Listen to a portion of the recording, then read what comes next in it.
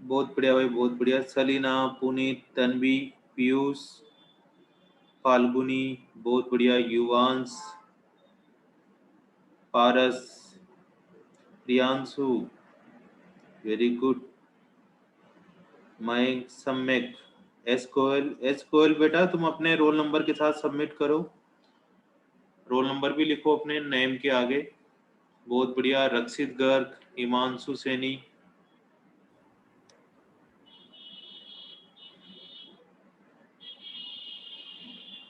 युवान शायद last class में नहीं थे, है ना युवांश? Yes sir. अच्छा अच्छा।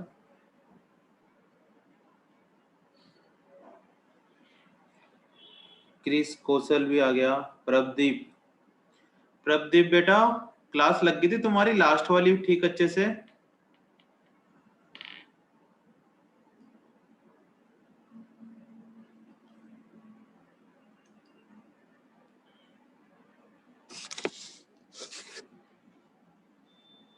थोड़ा हेयर वेयर ठीक कर लेते हैं। हाँ गोयल साहब क्या कहना चाह रहे हो? ओके ओके ओके, ठीक कर दिया तुमने। आयुष आ गया है, तो अपन स्टार्ट करते हैं अब, है ना?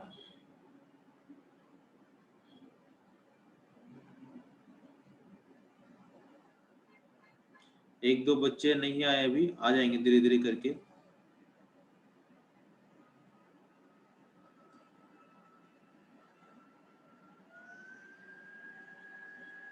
चलो स्टार्ट करते हैं। आज हम पढ़ने वाले हैं 3rd नंबर का चैप्टर, है ना? अभी तक हमने पॉलिनोमियल कंप्लीट कर लिया है, और जिन बच्चों का अगर कुछ दिक्कत है पॉलिनोमियल में तो वो मुझसे डाउट्स वगैरह ले सकते हो, है ना? व्हाट्सएप नंबर है अपने पास, तो उन व्हाट्सएप नंबर पे जो भी तुम्हें डाउट्स हैं तो वो डाउट्स तुम सेंड कर दो। या तुम्हें कोई चैप्टर दोबारा से फिर से पढ़ना है, वही चैप्टर अगर दोबारा से फिर से पढ़ना है तब भी तुम मेरे को व्हाट्सएप कर दो, मैं तुम्हें दोबारा से उस चैप्टर को रिवाइज करवा दूंगा। ठीक है, अब तुम्हारा काम क्या है? देखो हम लोगों ने एनसीईआरटी तो कंप्लीट कर ही ली थी पॉलिनोमियल्स की। अब तुम्हें कंप्लीट करना है ये वाली एक्सरसाइज, लेवल 1 सीबीएसई एक्सरसाइज। इसमें हालांकि अच्छे से दिखाई नहीं देगा, फिर भी लेवल 1 सीबीएसई वाली एक्सरसाइज के ये पेज नंबर है 25 पर। पेज नंबर 25 पर पॉलिनोमियल की एक्सरसाइज। ये एक्सरसाइज में करीबन लेवल 1 में है 30 क्वेश्चन, लेवल 1 में 30 क्वेश्चन है, और लेवल 2 में भी 30 क्वेश्चन है। ठीक है, तो तुम्हें लेवल 1 और लेवल 2 दोनों कंप्लीट करने हैं नेक्स्ट वीक तक। क्या कह रहे हो बेटा, फिर से बोलो। सर कौन सी बुक में कह रहे हो आप? ये जो मॉड्यूल मिला होगा तुम्हें, पहले नंबर का मॉड्यूल, ओके सर। इस बुक में बता रहा हूँ मैं। ठीक। सर आप क्या बोल रहे, पर दोबारा बता दो, शोर हो रहा था। अच्छा, क्या हुआ, जो अपने पास मॉड्यूल 1 मिला था ये वाला, इस मॉड्यूल 1 में तुम्हें पेज नंबर 25 पर लेवल 1 और लेवल 2 दो लेवल बना रखे हैं, उसमें 30 क्वेश्चन है।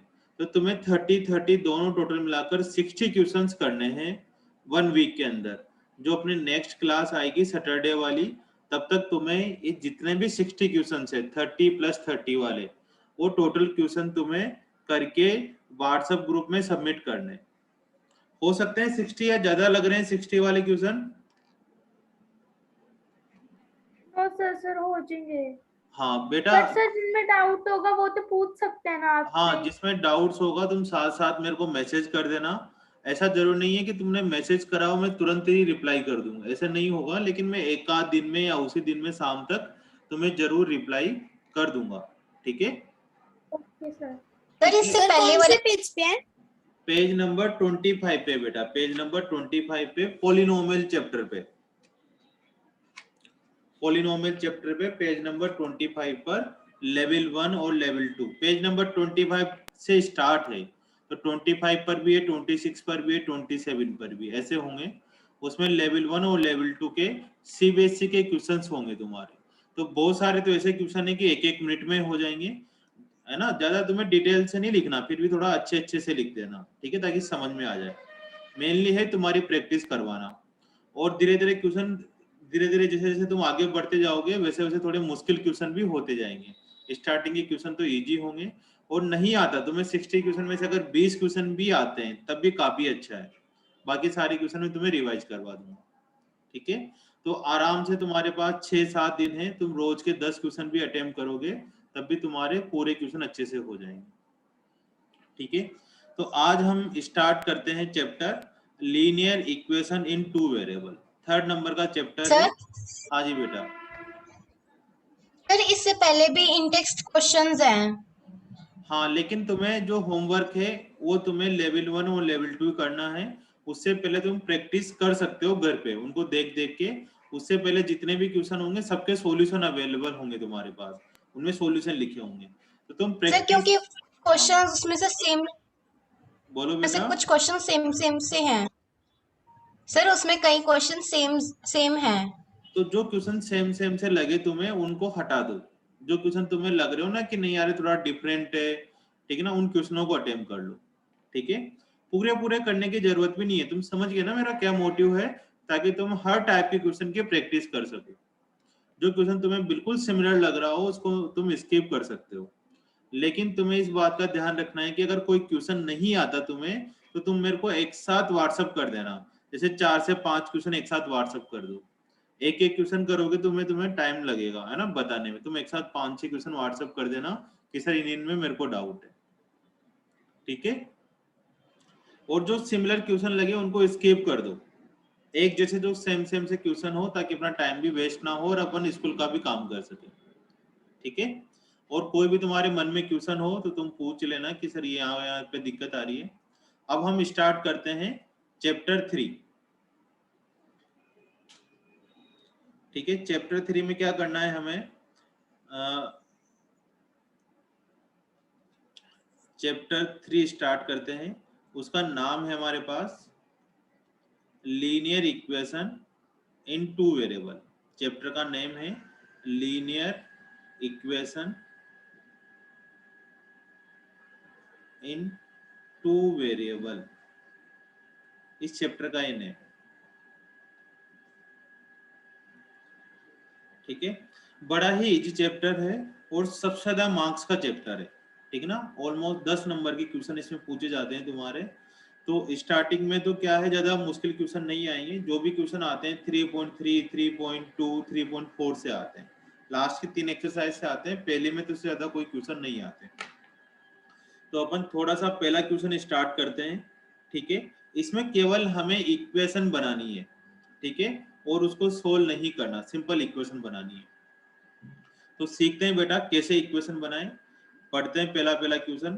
तुम क्वेश्चन लिखना चाहो तो लिख लो, नहीं भी लिखना चाहो तब भी एनसीईआरटी ओपन करो, उसमें 3.1 का पहला क्वेश्चन है, 3.1 एक्सरसाइज का फर्स्ट क्वेश्चन है। इस लीनियर इक्वेशन के अंदर हम क्या करेंगे, 2 वेरिएबल पढ़ेंगे। अभी तक तुम 9th में या 8th में एक वेरिएबल पढ़ते आए हो x वाला, उससे काम चला देते हैं, लेकिन अब हम x और y 2 वेरिएबल पढ़ेंगे, u v, इस तरह के दो वेरिएबल तुम कोई से भी ले सकते हो, है ना। वेरिएबल का मतलब यही होता है कि एबीसीडी में से जो लेटर होते हैं 26 उनको वेरिएबल बोलते हैं। तो पहला क्वेश्चन स्टार्ट करते हैं। Aftab tell his daughter, Aftab क्या उसकी डॉटर से बोलता है 7 years ago, 7 years ago मतलब आज से 7 साल पहले, I was 7 times as you were then, ठीक है ना। आफ्ताब उसके डॉटर से कहता है कि आज से 7 साल पहले मैं तुम्हारी एज का से 7 टाइम्स था।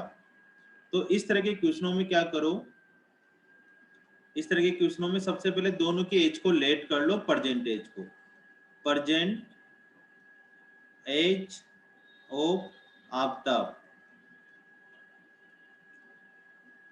X, present age of Aftab कितनी लेट कर ली हमने x, and present age of daughter,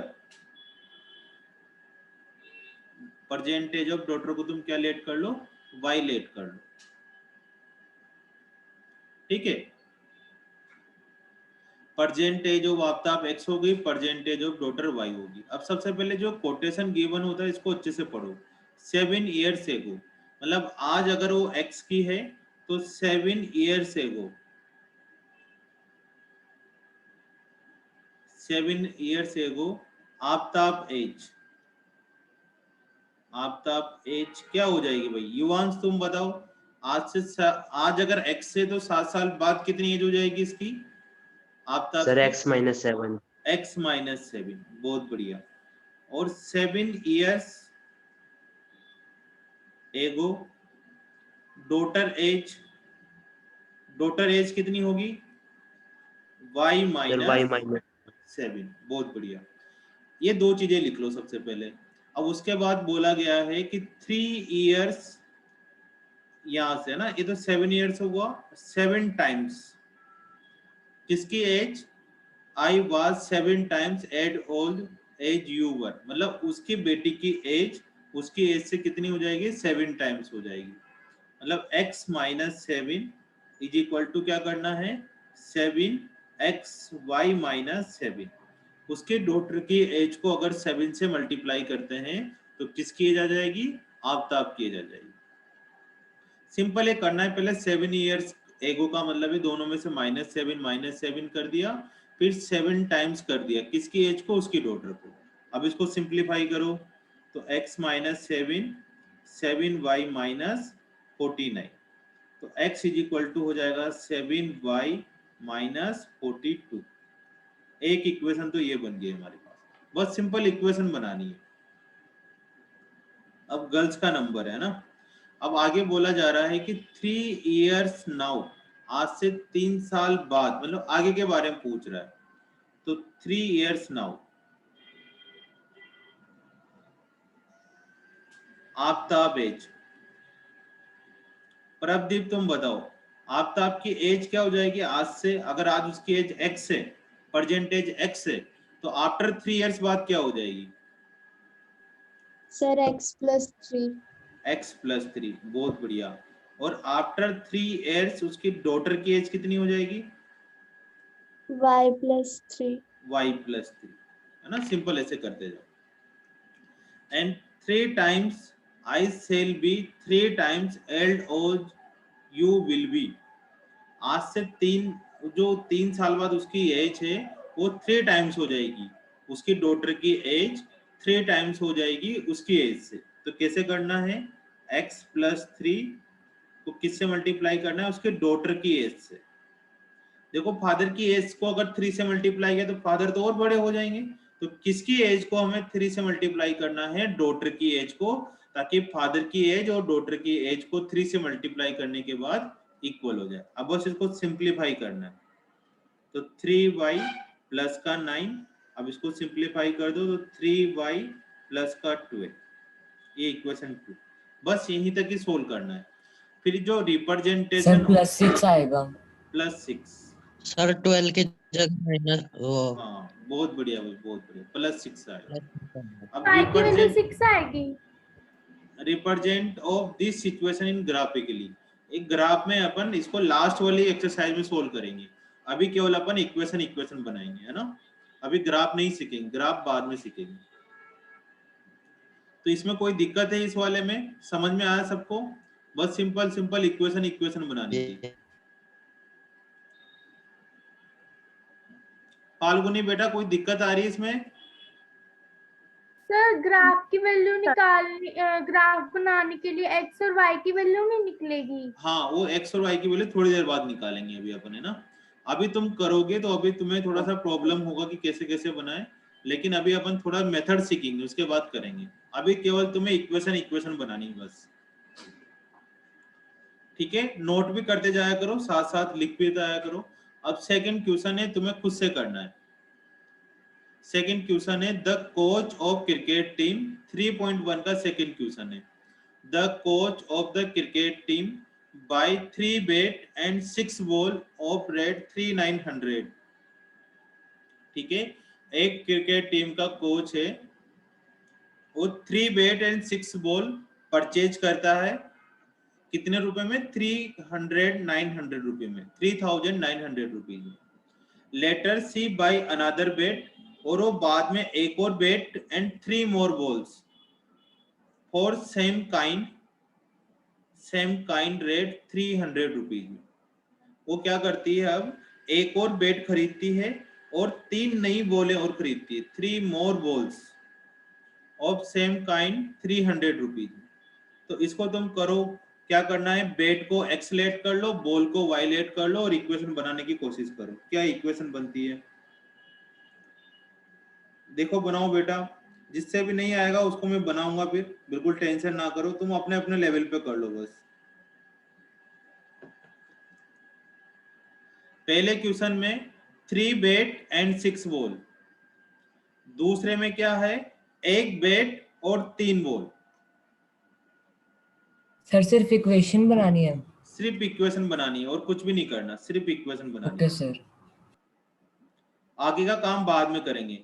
द्राक्षी बेटा बनाओ, क्रिस,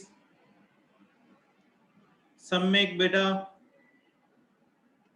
अनिरुद्ध समझ में आ रहा है तेरे को?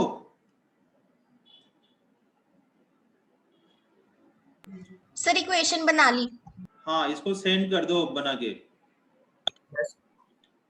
सर ऐसे, कर दी। हाँ, let bats X and balls Y, पूरा पूरा लिख देते हैं। Rate of bat X rupees and rate of ball is Y rupee. ठीक है, तो हमें लिखना है यहाँ पर 3x plus 6y is equal to 3900। अब अनदर बेट मतलब एक और बेट, तो 1x प्लस 3 मोर बॉल मतलब 3y इज इक्वल टू 300। बस ये दो इक्वेशन बनानी है। अब ग्राफिकली बाद में करेंगे। तो जवाब आया, तन्वी का आया, सम्यक का आया, प्रियांशु बहुत बढ़िया, रक्षित, आयुष, पीयूष, युवांश ने जवाब नहीं दिया ना।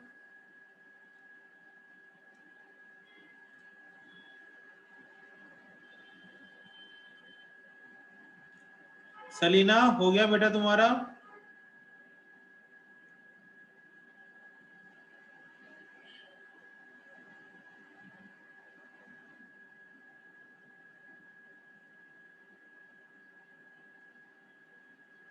प्रभदीप बेटा समझ में आया? Yes sir.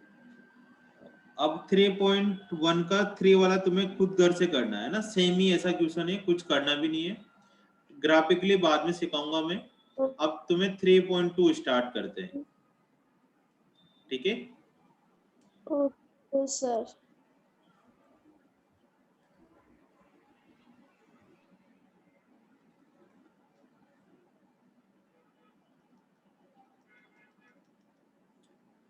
अब अपन एक्सरसाइज स्टार्ट करते हैं 3.2।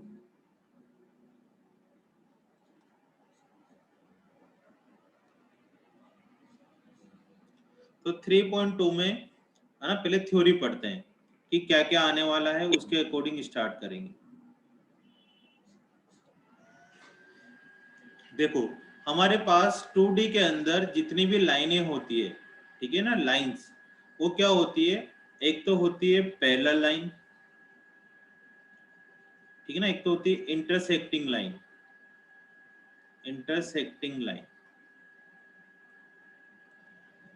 दूसरी होती है पैरेलल लाइन, तीसरी होती है कोइंसाइड वाली लाइन, कोइंसाइड लाइन, ठीक है। इंटरसेक्टिंग का मतलब ये होता है बेटा कि दोनों लाइनें आपस में क्या कर रही हो, एक बार कट कर रही हो, उनको बोलते हैं इंटरसेक्टिंग लाइन।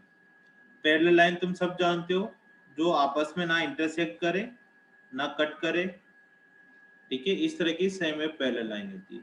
कोइंसाइड लाइन कौन सी होती है, एक लाइन के ऊपर एक और लाइन इसके ऊपर ओवरलैप करना, इसके ऊपर एक और लाइन बना देना, उसको बोलते हैं कोइंसाइड लाइन। तो हमसे पूछा जाएगा कि ये इनमें से कौन सी वाली लाइन है, इंटरसेक्टिंग लाइन है, पैरेलल लाइन है, कोइंसाइड लाइन है। इसके लिए हमें कुछ कुछ कंडीशन भी गिवन होगी, जैसे एक सर लाइन आपकी है, आवाज नहीं आ रही है। मेरी आवाज बिल्कुल नहीं आ रही, ये कट कट के आ रही है? आ रही है सर, क्लियर है। क्लियर आवाज आ रही है? कट कट क्या सर क्लियर है। कट कट क्या सर क्लियर आवाज। बेटा सर क्लियर है आवाज। हाँ, जिसको थोड़ा कट कट के लग रहा हो, अपना अगर वीडियो ऑन कर रखा हो तो वीडियो वगैरह ऑफ कर दो। और फिर भी कोई दिक्कत नहीं, मैं इसके ना तुम्हें रिकॉर्डिंग अवेलेबल करवा दूंगा कल मॉर्निंग तक, बिल्कुल टेंशन ना करो। नोट्स भी दिए जाएंगे, वीडियो भी रिकॉर्डिंग क्लियर की जाएगी। फिर भी अगर नहीं आती तो तुम बता दिया करना, है ना, तब उसमें सीख लेना। मेरी पूरी कोशिश रहेगी ताकि अच्छे से हो चीजें।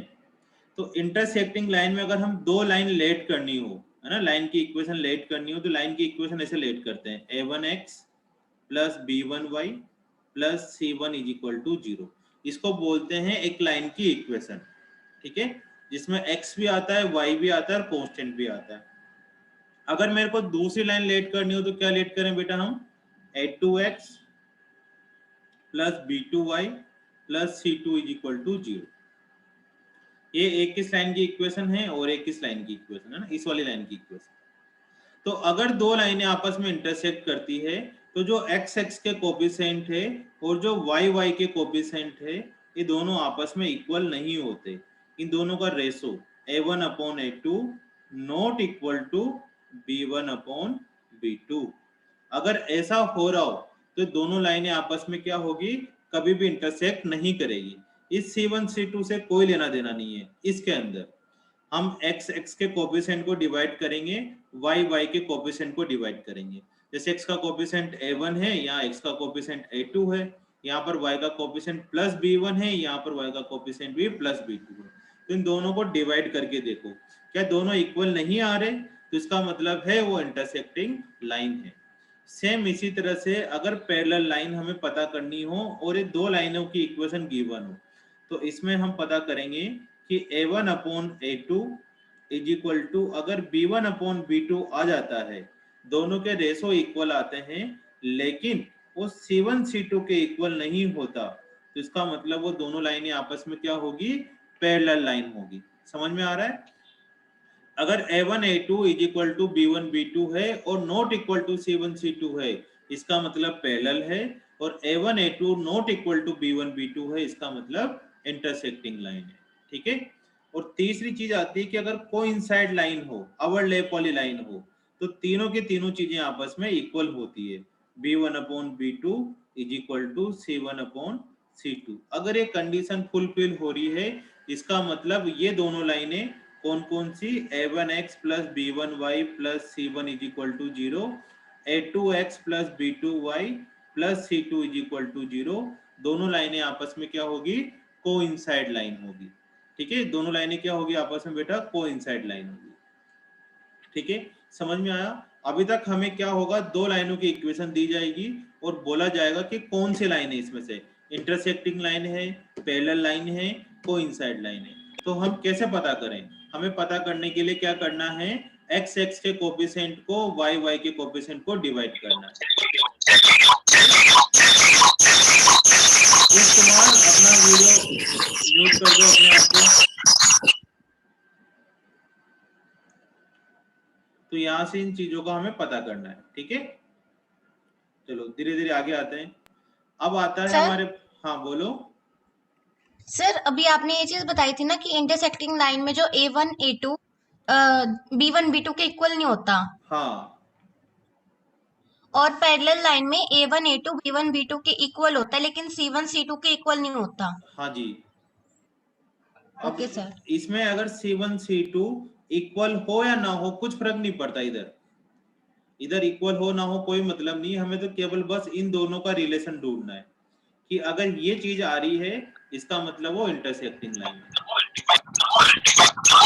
मतलब वो आपस में एक दूसरे को कट करेगी। ठीक है, उनमें अब दूसरी बात आती है, ये पूछा जाता है कि ये कंसिस्टेंट है या इनकंसिस्टेंट है।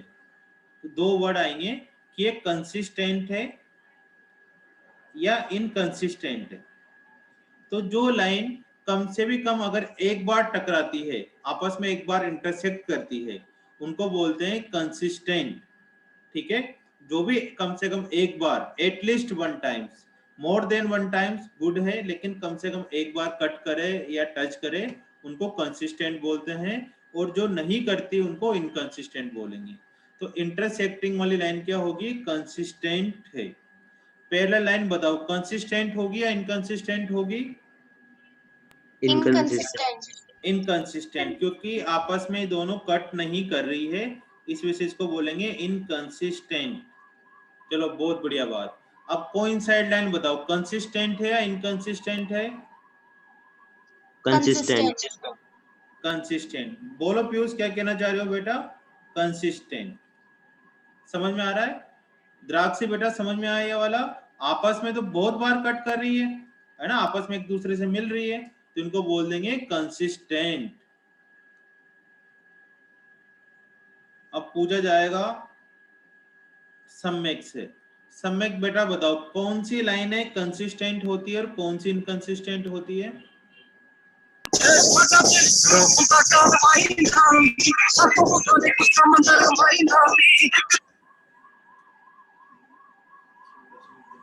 बताऊं सर? हाँ बताओ बताओ। कंसिस्टेंट वो होती हैं जो एक बार मिलती हैं, हाँ। इनकंसिस्टेंट वो होती हैं जो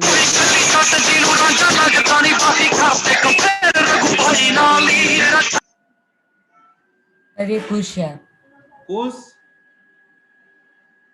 बंदी कर दो तुम थोड़ी देर के क्या लिए। आउटसाइडर है? देखो बेटा, मैंने पहले भी सिखाया था तुम्हें कि जब भी क्लास लो, एक बंद रूम में क्लास लो, अपने आसपास कोई ना हो, कोई शोर शराबा ना हो। जिस दिन तुम्हें लगे कि आज मैं बाहर हूं, उस दिन क्लास मत अटेंड करा करो, बिल्कुल नहीं करनी। केवल उस दिन सर तुम जो कुछ ने रोल नंबर लिख रखे सर, ऐसा तो कोई रोल नंबर ही नहीं है। हाँ मेरे को भी ये यस लग रहा है। सर। ओके सर ठीक है।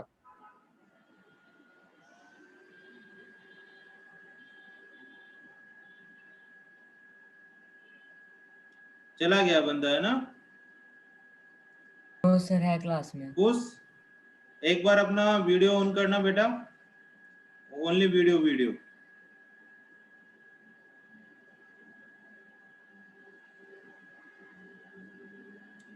कुश कुमार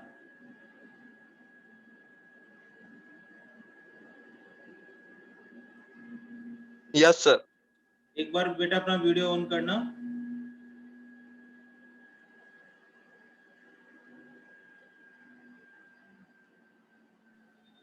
सर अभी शादी में हूँ सर मैं। शादी में हो तो बेटा शादी में क्लास ज्वाइन कर रहा है, तो शादी में तो खाना वाना खा दो। सर हाँ लेकिन ऐसे भी मत करा करो, शादी में होगा तो ना तो लिखने का तेरे पास पेन है, ना नोटबुक होगी, ना कुछ होगा, कुछ मजा ही नहीं आएगा पढ़ने का। बाद में आराम से घर जाके रिकॉर्डिंग देख लिया करो, वो सबसे बेस्ट होता है। ठीक है ना? इतना जरूरी रिकॉर्डिंग कहाँ पे आती है सर, पता नहीं। जब भी कभी बीमार हो चलो बंद कर दो, कोई बात नहीं है ना। हाँ वापिस आते हैं, हाँ दोबारा से रिवाइज कर लेते हैं। अगर हमारे पास इंटरसेक्टिंग लाइन है, ठीक है, तो क्या होगा? कंसिस्टेंट होगा। पैरेलल लाइन है तो इनकंसिस्टेंट होगा, और कोइंसाइड लाइन है तो कंसिस्टेंट होगा। ठीक है, इन तीन बातों को तुम नोट कर लो। ठीक है, अब इसके साथ साथ और आता है कि कितने सॉल्यूशन होंगे। एक चीज और पूछते हैं इसमें, नंबर ऑफ सॉल्यूशन। तो जितनी बार कट करती है उसको सॉल्यूशन बोलते हैं। तो इसका मतलब एक बार कट कर रही है तो इसको बोल देंगे यूनिक सॉल्यूशन। क्या बोलेंगे इसको?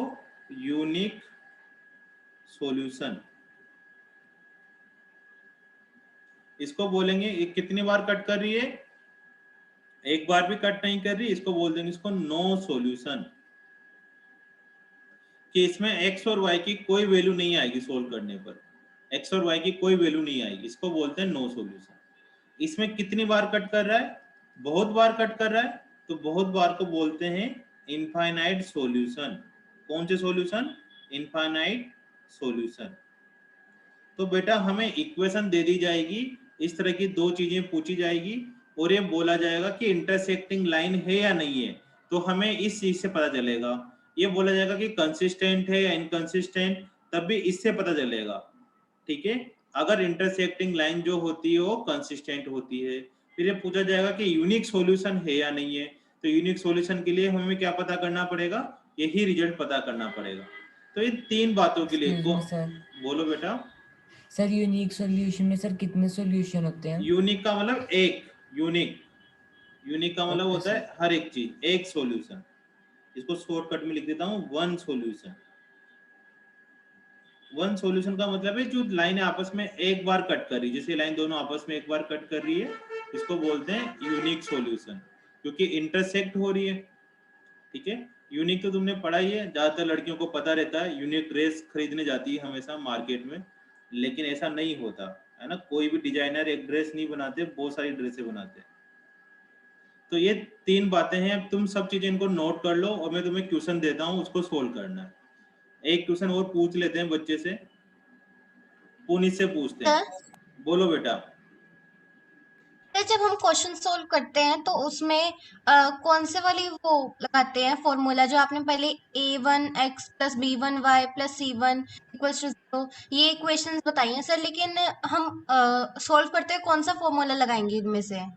इनमें से अपने को ये वाला भी ट्राई करना है, ये वाला भी करना है, ये वाला भी करना है। ये देखना है कि इन तीनों में से कौन सा फॉर्मूला अप्लाई हो रहा है। जैसे मैंने तीनों लगाया, ठीक है, अब तीनों से हमें पता लग गया कि यार बीच वाला मैच कर रहा है। अब बीच वाला मैच करने का मतलब हो गया कि पैरेलल लाइन हो गई, इनकंसिस्टेंट हो गया और नो सॉल्यूशन हो गया। ठीक है, हमें तीनों ही फॉर्मूले लगाने हैं।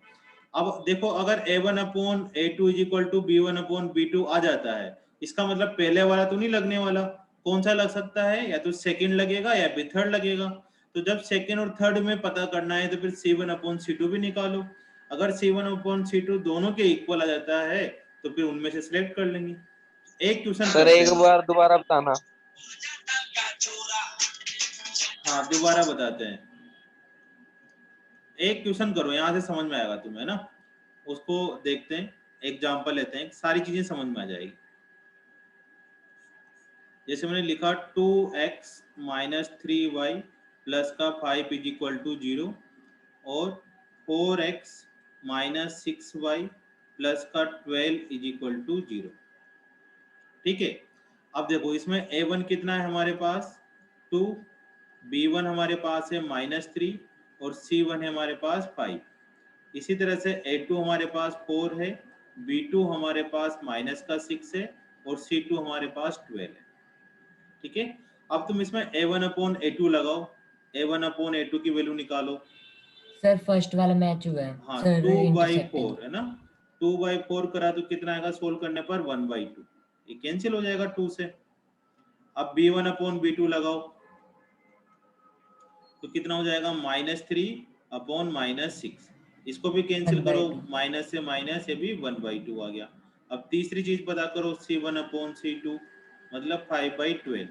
अब एक कट नहीं रहा 5/12, तो इसका मतलब क्या हुआ? इसका मतलब हुआ कि a1/a2 = किसके है? b1/b2 के, और नॉट इक्वल टू किसके है? c1/c2 के। तो ये कौन से रिलेशन को रिप्रेजेंट कर रहा है बताओ?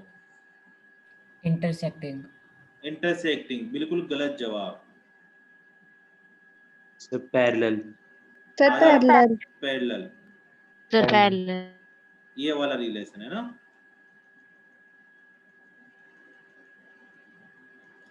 किसको रिप्रेजेंट कर रहा है? पैरेलल को रिप्रेजेंट कर रहा है। अब पैरेलल को रिप्रेजेंट कर रहा है ना, आगे ना समझ में, a1/a2 not equal to b1/b2, sorry a1/a2 is equal to b1/b2 not equal to c1c2। अब ये अपन इसमें अपने Yes, को sir. 3 जवाब दे सकते हैं कि पैरेलल लाइन को रिप्रेजेंट कर रहा है, इनकंसिस्टेंट को रिप्रेजेंट कर रहा है और नो सॉल्यूशन को रिप्रेजेंट कर रहा है। तो हमें इन 3 में से कोई से भी एक चीज वो पूछ सकते हैं, ठीक है ना। हमें तीनों के जवाब पता है, तीनों में से कोई भी एक पूछेंगे तो एक लगा देंगे, 2 पूछेंगे तो 2 के जवाब दे देंगे, तीनों पूछेंगे तो तीनों जवाब दे देंगे। और अगर लाइनें पैरेलल है तो पैरेलल है तो कौन सी कंडीशन फुलफिल होगी, फिर ये वाली कंडीशन फुलफिल हो जाएगी। समझ में आ रहा है ये वाली चीज? Inconsistent. Inconsistent parallel lines, Priyanshu का सही जवाब है। सलीना समझ में आया ये वाला? Yes sir. ठीक है, चलो अब मैं क्वेश्चन देता हूं, तुम बताते जाना। आप ऊपर लिख लिया ना, तीनों चीजें लिख ली तुम लोगों ने, नोट डाउन कर लिया वो वाला? Yes sir. ठीक है बेटा, चलो नेक्स्ट एग्जांपल लो और पता करो कि क्या चीज होने वाली है। 2x plus 5y is equal to minus का 10, 4x plus 10y plus 20 is equal to 0। इसमें बताओ कि कौन सी लाइनें आएगी, कोइंसाइड लाइन आएगी, पैरेलल लाइन आएगी या इंटरसेक्टिंग लाइन आएगी। धीरे धीरे करना, आराम आराम से,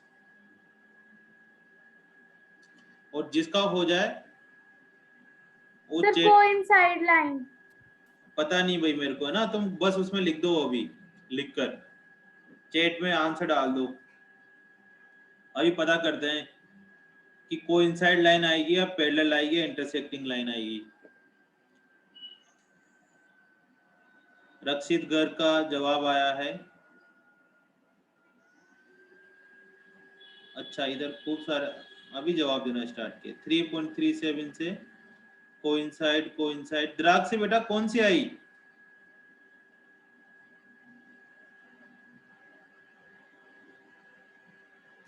द्राक्षी का जवाब गलत है। Sir parallel. हाँ, द्राक्षी का जवाब गलत, प्रियांशु का गलत, अबे का ठीक है, हिमांशु सैनी का गलत जवाब। अब देखो तुमने, मैं बताऊं क्या मिस्टेक करी है जिनके पहले लाइन आई है। मैंने तुम्हें लाइन की इक्वेशन क्या लिखवाई थी, a1x plus b1y plus c1 is equal to 0। इस साइड 0 था इक्वल टू में, a2x plus b2y plus c2 is equal to में 0 था।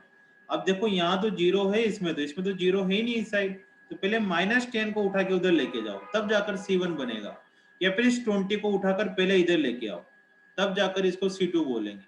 ये C1 या तो दोनों इस तरफ होनी चाहिए या फिर दोनों इस तरफ होने चाहिए, तब जाकर ही तुम्हारा सही आंसर आएगा। तो जिनके भी पैरेलल आया उनकी बस इतनी सी गलती हो गई, तो इसको सबसे पहले सही लिख लो। 2x प्लस 5y प्लस का 10 इज इक्वल टू 0। अब दोनों एक साइड 0 0 आ गया, तो यहाँ से a1 की वैल्यू हमारे पास 2, b1 की वैल्यू 5 और c1 की वैल्यू 10, a2 की वैल्यू 4, b2 की वैल्यू 10 और c2 की वैल्यू हो गई हमारे पास 20।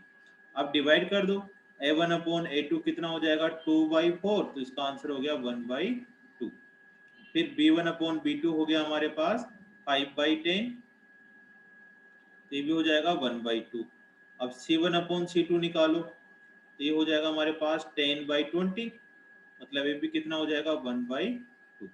तो आंसर तीनों इक्वल इक्वल आ गए, a1 upon a2 is equal to b1 upon b2 is equal to c1 upon c2।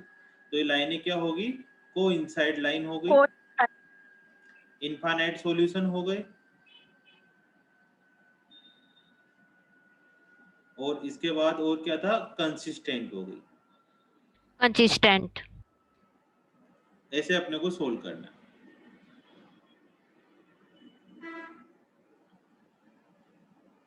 अच्छा, इक्वेशन गलत नोट डाउन हो गई थी इसलिए गलत आ गया, कोई बात नहीं बेटा। युवांश समझ में आ रहा है? युवांश,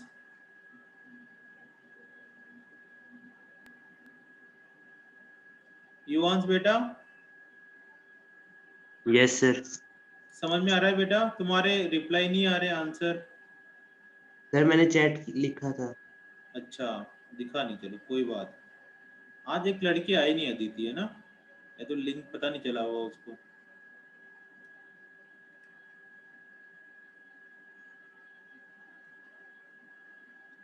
चलो अब तुम्हारी वो निकालते हैं, 3.2 के क्वेश्चंस करना शुरू करते हैं।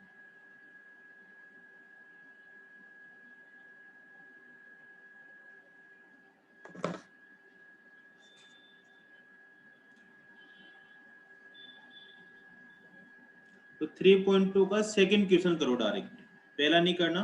पहला तो बहुत आसान सा है, वही इक्वेशन बनानी है, जैसा अभी पढ़ के आया था ना पहले, वैसे की वैसे सेम इक्वेशन बनानी है।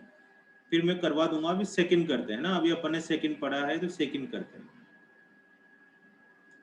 तो तुम्हें जवाब देने हैं 5x minus 4y plus 8 is equal to 0, 7x plus 6 minus 9 is equal to 0।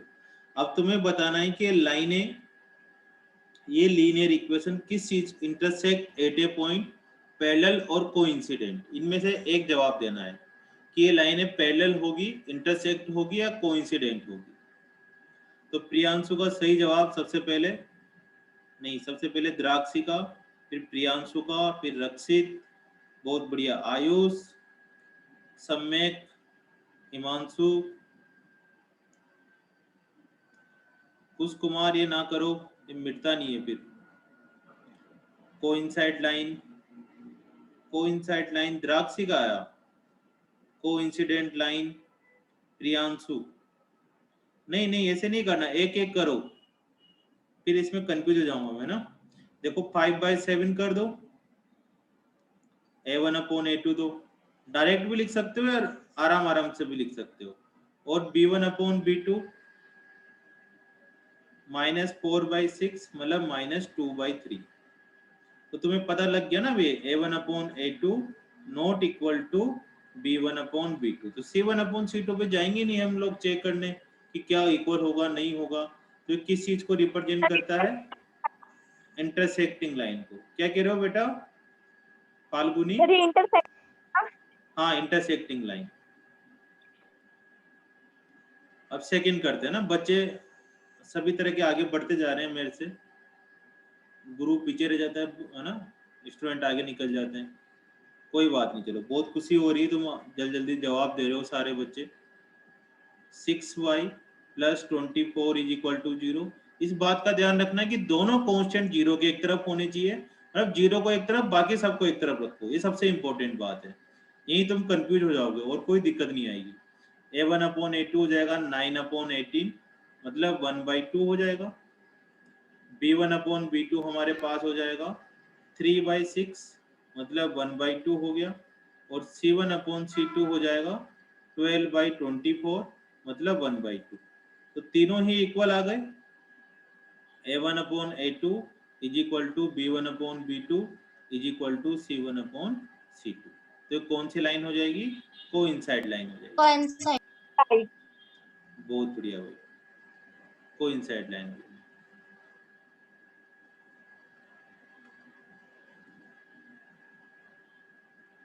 अब तीसरा करो, है ना, कर सकते हो। तो आसान से लग रहे होंगे तुम्हें, इतनी सारी मैंने थ्योरी पढ़ाई तुम्हें समझाने के लिए। 6x minus 3y। सर इसका भी आंसर भेज दिया है। इसका क्या आंसर है? पैरेलल। पैरेलल। 6/2 3, बहुत बढ़िया। B1/B2 is equal to -3/-1 3।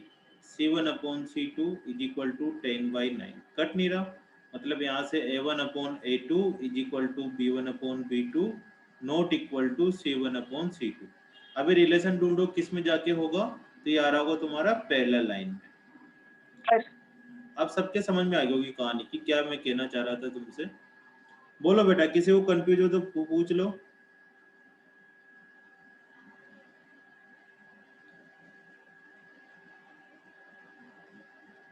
अब थर्ड वाला करेंगे ना, थर्ड का फर्स्ट। थर्ड के फर्स्ट में हमसे बोला गया है कि दो लाइनों की इक्वेशन है 3x plus 2y is equal to 5 और 2x minus 3y is equal to 7। अब ये बताना है कि कंसिस्टेंट सॉल्यूशन आएगा या इनकंसिस्टेंट सॉल्यूशन आएगा। तो देखो कंसिस्टेंट दो चीजों में आता था, एक तो इंटरसेक्टिंग लाइन हो या फिर कोइंसिडेंट लाइन हो तब कंसिस्टेंट आता था, और इनकंसिस्टेंट आता है पैरेलल लाइन में। तो तुम्हें अगर इंटरसेक्टिंग और कोइंसाइड लाइन आती है तो उसको कंसिस्टिंग लगा देंगे, और पैरेलल लाइन आती है तो इनकंसिस्टिंग लगा देंगे। तो यहाँ से a1/a2 की वैल्यू निकाल लो बेटा। a1/a2 हो जाएगा 3/2, b1/b2 हो जाएगा हमारे पास 2/-3, है ना। अब देखने से लग रहा है कि b1/b2 ही आपस में इक्वल नहीं आ रहा, 5/7। दोनों एक तरफ थे इसलिए मैंने 5/7 लिख दिया, या दोनों को एक तरफ ले जाओ इधर 0 कर दो तो -5 - 7 हो जाएगा। अब यहाँ से देख के लग रहा है ना अपने को कि a1/a2 not equal to b1/b2 आ रहा है। तो ये हो गई इंटरसेक्टिंग लाइन। अब इंटरसेक्टिंग लाइन का हमें पता है कि ये क्या होती है, कंसिस्टेंट होती है। ये एक एक दो बार तुम रिवाइज करोगे ना तुम्हें अच्छे से याद हो जाएगा कि ये कंसिस्टेंट लाइन होती है। अब सेकंड करते हैं। जिन जिन बच्चों को आ रहा हो आगे आगे करते जाओ, है ना। जिनको नहीं आ रहा मैं आगे आ रहा हूँ धीरे धीरे पीछे तुम्हारे। 9x प्लस 3y, नहीं ये गलत ऊपर वाला लिख दिया। 2x minus 3y is equal to 8, 4x minus 6y is equal to 9। अब यहाँ से a1/a2 निकालेंगे तो 2/4 इट मीन्स 1/2। b1/b2 निकालेंगे मतलब -3 - 6 मतलब 1/2, और c1/c2 निकालेंगे, दोनों 0 के एक तरफ है तो 8/9। तो यहाँ से लग रहा है हमें कि a1/a2 is equal to b1/b2 not equal to c1/c2। ये किस लाइन को रिप्रेजेंट करता है तन्वी? किस? कंसिस्टेंट। पैरेलल लाइन को रिप्रेजेंट करता है। तो सर पैरेलल इसमें लाइन का मतलब इनकंसिस्टेंट बताना था ना। हाँ इनकंसिस्टेंट, सही जवाब तो तुम्हारा इनकंसिस्टेंट।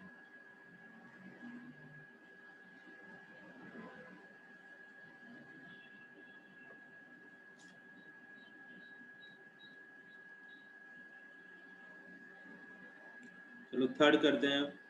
थर्ड कर रहा हूँ बेटा, जिसको समझ में नहीं आ रहा हो बोल देना बीच में, है ना। 3/2x plus 5/3y is equal to 7। हम दोबारा से पढ़ लेंगे इसको, बिल्कुल टेंशन ना करो, बस सबके समझ में आना चाहिए, सबसे इंपॉर्टेंट बात यही है। तो a1/a2 इज इक्वल टू हो जाएगा 3/2 डिवाइड में 9। तो इसको लिख देंगे 3/2 इंटू 1/9, 9/1 हो जाएगा उल्टा, 3 से 3 कैंसिल हो जाएगा तो 1/6। b1/b2 देखते हैं तो b1/b2 आएगा 5/3 डिवाइड में -10, तो 5/3 इंटू -1/10, 5 से 2 कैंसिल तो ये हो जाएगा -1/6। c1/c2 निकाल लो, 7/14 तो हो जाएगा 1/2। सर c1/c2 निकालने की क्या जरूरत है जब कोई जरूरत नहीं a बार है कोई जरूरत नहीं है। b1/b2 मतलब सर लेकिन ये पॉजिटिव नेगेटिव का डिफरेंस आया है। हाँ तो ये दोनों इक्वल थोड़ी बोल सकते हैं। 1/6 क्या -1/6 के इक्वल होता है? नहीं होता, बिल्कुल भी नहीं होता सर इंटरसेक्टिंग लाइन है। हाँ तो ये इंटरसेक्टिंग लाइन हो गई। पॉजिटिव नेगेटिव का भी ध्यान देना है बेटा, हमें एक जैसा दिख रहा हो वैसा नहीं करना, पॉजिटिव नेगेटिव भी सेम नहीं होने चाहिए। अगर प्लस का 1/6 आ रहा है तो प्लस का ही 1/6 आना चाहिए, ठीक है। तो इसको बोल देंगे हम लोग कंसिस्टेंट, इसको बोल देंगे कंसिस्टेंट, क्योंकि 1/6 नॉट इक्वल टू -1/6। चलो फोर्थ वाला करो। खूब बच्चे भर भर के जवाब दे रहे हैं, मैसेज करते जाया करो बेटा ना, तुम्हारे रिकॉर्ड होते हैं मैसेज। किसी दिन मैं भेजूंगा तुम्हें कि ये सब बच्चों ने ये मैसेज करे। उसे तुम भी एक्टिव रहोगे। Puneet, Aniruddh, yes sir. काम करने लग जाओ। Yes sir. तुम्हारे आ नहीं रहे रिप्लाई। सर भेज दिया आंसर। दे रहा हूँ मैं अभी।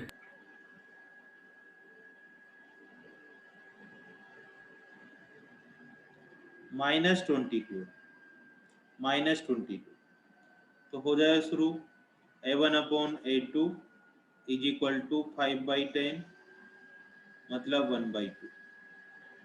B1/B2 -3/6 सर -10 है वहाँ। -10 है। हाँ -10 था भैया ना, माफी चाहता हूँ उसके लिए। -1/10 तो ये माइनस का 1/2 आ गया, ये भी माइनस का 1/2 आ गया। अब C1/C2 निकाल दो। -1/2 तो 11/-22 तो ये भी 11 से कैंसिल होकर -1/2। तो तीनों A1/A2 is equal to B1/B2 कौन साइड इक्वल टू C1/C2। तो ये कोइंसाइड आ गया। आपने वो कोइंसाइड लिखने की जरूरत नहीं है क्योंकि हमसे तो कंसिस्टेंट पूछा था, तुम डायरेक्ट कंसिस्टेंट लिख सकते हो, लेकिन मैं तुम्हारी प्रैक्टिस करवाने के लिए सब चीजें लिख रहा हूँ। और कौन से सॉल्यूशन आ रहे होंगे, अगर सॉल्यूशन पूछता है इसमें तो इनफाइनाइट सॉल्यूशन आने वाले। Infinite solution. Finite solution. हाँ, ताकि साथ साथ लिखने से क्या होगा ना, याद भी होते जाएंगे सारे के सारे।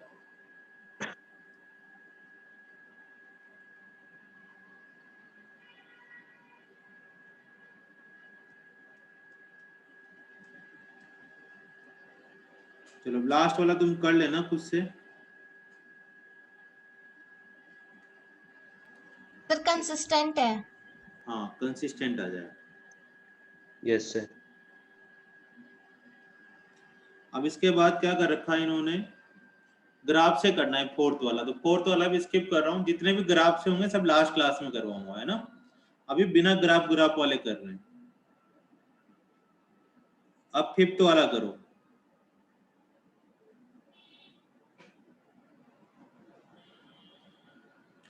Half the perimeter of rectangular garden. Half the perimeter, book से पढ़ लो तुम लोग, जिसके पास बुक नहीं है मैं लिख देता हूं यहाँ पे। Half the perimeter of rectangular garden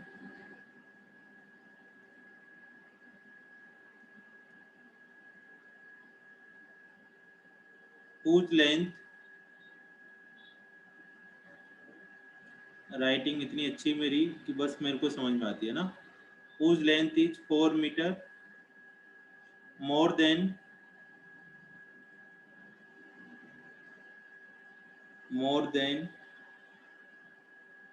its, whose length is 4 meter more than, whose length is 4 meter more than its width।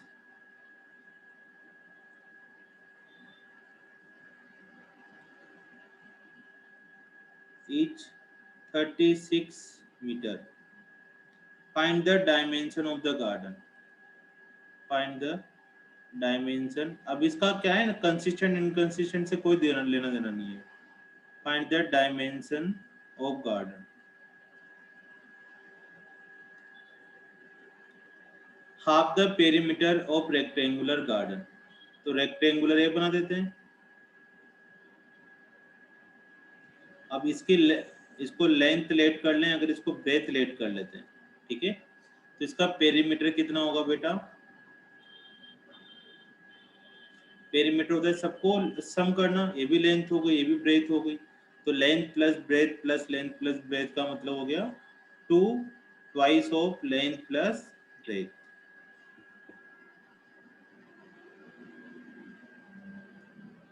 अब इसका हाफ पेरीमीटर निकालना है। हाफ पेरीमीटर का मतलब आधा कर देंगे, तो लेंथ प्लस ब्रेथ कितना गिवन है हमें, 36 मीटर।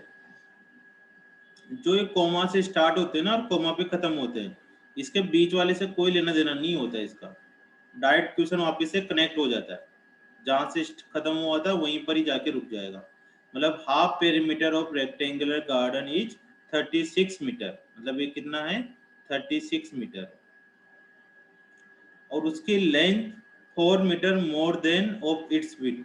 विड्थ को हमने विड्थ ले लो या ब्रेथ ले लो, बी लिख लो, कोई बात नहीं है। तो जो इसकी लेंथ है वो इसकी विड्थ से कितनी ज्यादा है, 4 ज्यादा है, 4 ज्यादा है। तो ये इक्वेशन हो गई, दो इक्वेशन बन गई, एक इक्वेशन ये हो गई, एक इक्वेशन ये हो गई। इसको तुम सब्स्टिट्यूशन मेथड से सोल्व करो। सब्स्टिट्यूशन का मतलब है लेंथ वाली वैल्यू पुट कर दो।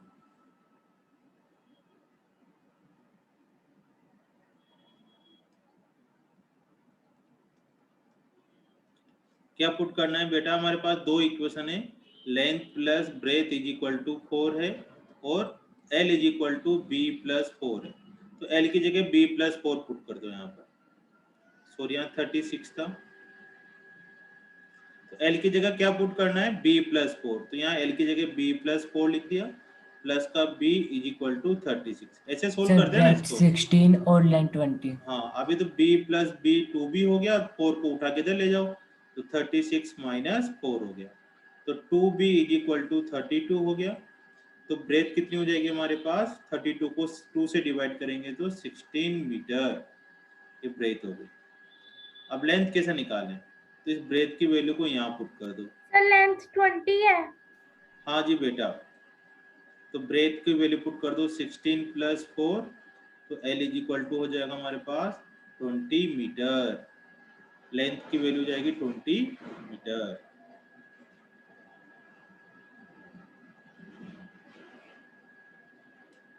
ठीक है, समझ में आया सबको। ये क्या गिवन था हमें यहाँ पर गिवन था कि half perimeter of rectangle garden is 36 metre. तो पहले गार्डन का पेरीमीटर ढूंढा, तो हुआ 2L plus B. Half perimeter का मतलब आधा कर देते हैं, तो लेंथ प्लस ब्रेथ कितना हो जाएगा, हाफ हो जाएगा इसका, 2L प्लस बी का हाफ L प्लस बी हो जाएगा। अब हाफ पेरीमीटर कितना गिवन है हमें, 36 मीटर, तो यहाँ पर लिख देंगे हम लोग 36 मीटर। अब एक और इक्वेशन गिवन थी कि length is 4 more than it's width. Width को से कितना ज्यादा है, 4 मोर देन है। तो अगर विड्थ को b लें तो L इज इक्वल टू हो जाएगा b प्लस 4 हो जाएगा। अब हमारे पास दो इक्वेशन आ गई बेटा, L1 और L2, इन दोनों को आपस में सोल्व करना है। तो सिंपल L की वैल्यू निकालकर इस वाली इक्वेशन में पुट कर दो। इस L की वैल्यू निकालकर इसमें पुट कर दी हमने, तो L की जगह हो जाएगा b प्लस 4 और ये वाले b को यहाँ लिख दिया वापिस से, इज इक्वल टू 36। अब सिंप्लीफाई करके तुम इसको सोल्व करोगे तो तुम्हारे पास b is equal to 16 metre और b की वैल्यू वापिस से किसी भी इन दोनों में से किसी भी एक इक्वेशन में पुट कर दो, वहां से तुम्हारे पास L की वैल्यू आ जाएगी। तो जो गार्डन की डायमेंशन है वो 20 मीटर और 16 मीटर होगी। ठीक है, चलो अब हमें करते हैं 6 वाला।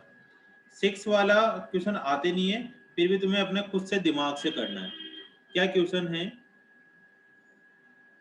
तुम्हारी इच्छा हो जो लिख सकते हो इसमें। हमारे पास क्वेश्चन है कि 2x plus 3y minus 8 is equal to 0 एक लाइन की इक्वेशन है, लीनियर इक्वेशन है। लीनियर इक्वेशन का मतलब लाइन की इक्वेशन है। तो तुम्हें बताना है कि अगर इंटरसेक्टिंग लाइन हो, कोई इंटरसेक्टिंग लाइन, कौन सी ऐसी लाइन होगी जो इसके साथ इंटरसेक्टिंग होगी, वो तुम्हें खुद से अपने मन से लिखना है। तो सब बच्चे लाइन की इक्वेशन बताओ कि क्या ऐसी लाइन की इक्वेशन लिखूं मैं। मतलब यहाँ पर अगर ax plus B Y plus C लिखना हो तो a b c की क्या वैल्यू लिखें हम, ताकि इसके साथ उसको सोल्व करें तो जो a1 अपॉन a2 आए वो नॉट इक्वल टू किसके आए, b1 अपॉन b2 के। तो सर मैं बताऊं, ए और बी की वैल्यू बताओ। सी तो कुछ भी लिख लो, सी से तो कुछ फर्क पड़ नहीं रहा अपना। सर मैं बताऊं, रुको एक एक तीनों से पूछेंगे ना, पहले द्राक्षी की आवाज आ रही है, फिर तन्वी से पूछेंगे। बोलो बेटा। Sir 4x plus 9y minus 1 plus 9y फिर माइनस 1 देखो सी तो कुछ फर्क पड़ ही नहीं रहा अपना, है ना, सी से तो कुछ फर्क नहीं पड़ रहा। केवल अब यहाँ से चेक करो, क्या चेक करना है कि 2/4 इज इक्वल टू 3/9। क्या दोनों इक्वल इक्वल आ रहे हैं? नहीं आ रहा, ये तो आ रहा है 1/2 और हमें नॉट इक्वल टू तो लाना था, ये आ रहा है 1/3। तो इसको बोल देंगे हम इंटरसेक्टिंग लाइन। तो तुम ये वाला आंसर लिख सकते थे। चलो दूसरा नंबर है अपना पास तन्वी का। तन्वी तुम्हें वापस से एक और लाइन बतानी है जो इंटरसेक्टिंग ही हो, पैरेलल नहीं पूछ रहा तुमसे मैं, इंटरसेक्टिंग दूसरी लाइन बताओ। 3x plus 2y minus 5 equals to 0। Equal to 0। अब इन दोनों को डिवाइड करके देखो फिर से, ठीक है ना, इसको और इसको। तो 2/3 सब अलग अलग लिख के आना वहां पर, और 3/2। 3/2 कौन सा? ये वाला 3, ये वाला 2। क्या दोनों इक्वल इक्वल आ रहे हैं? नहीं आ रहे। फिर से तो इनको बोल देंगे इंटरसेक्टिंग लाइन है। अब एक प्रभदीप भी बताना चाह रही। प्रभदीप बताओ। सर 4x plus 6 नहीं 4x plus 5y minus 2 is equal to 0। हाँ बहुत बढ़िया। अब इसको डिवाइड करो तो देखो तुम 2/4 करके दिखाना है वहां पर, है ना, नॉट इक्वल टू 3/5। बिल्कुल सही जवाब आया। अब एक और लड़के भी बताने की कोशिश करेंगे, सर हमारा भी नाम ले लिया करो। तो पीयूष सिंगला जी से पूछा जाता है। सिंगला जी बताओ। जी सर, इसी क्वेश्चन का हाँ इंटरसेक्टिंग इसी लाइन का का। बताऊं सर? हाँ इसी का बताओ। Sir 1x plus 2y minus 3 1x equal to 0। plus 2y minus 3 is equal to 0। मतलब सही है। 2/1 इज इक्वल टू 3/2। हाँ बिल्कुल राइट जवाब। ठीक है चलो अब आते हैं अपन पैरेलल लाइन पर।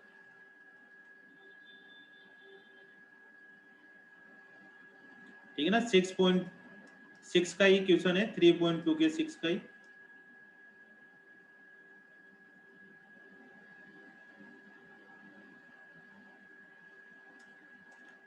अभी सबका नंबर आएगा।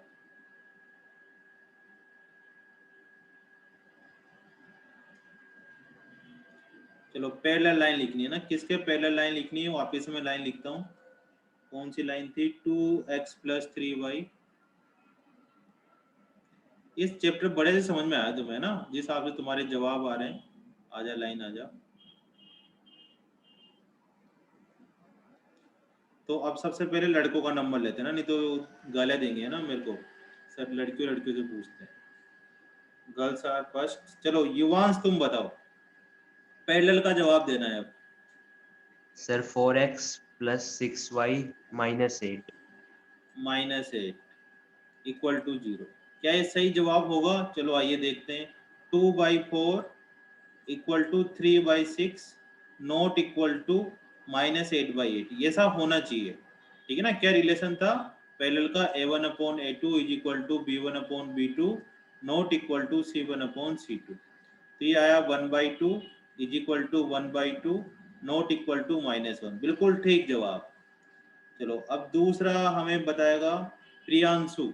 प्रियांशु बेटा तुम बताओ।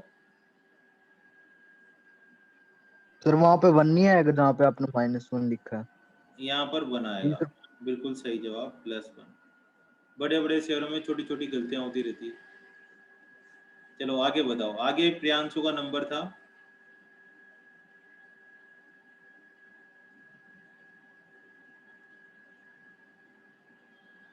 प्रियांशु कनेक्ट नहीं हो पा रहे हैं। हिमांशु तुम बताओ। एक और पैरेलल लाइन बतानी है तुम्हें।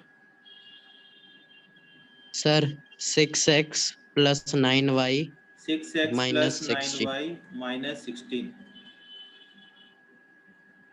तो ये भी आ जाएगा 2/6 equal to 3/9 is equal to -8 -16।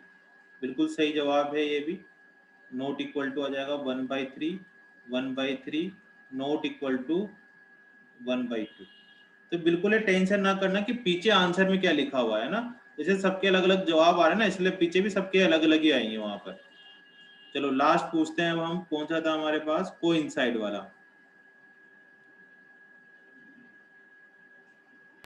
Sir मैं बताऊं? नहीं अब सलीना बताएगी। सलीना का नंबर नहीं आया। सबके नंबर लेते हैं बेटा। कोइंसाइड। फिर कोई मुश्किल बताना, तो मुश्किल सी चीज। सलीना जी बताइए।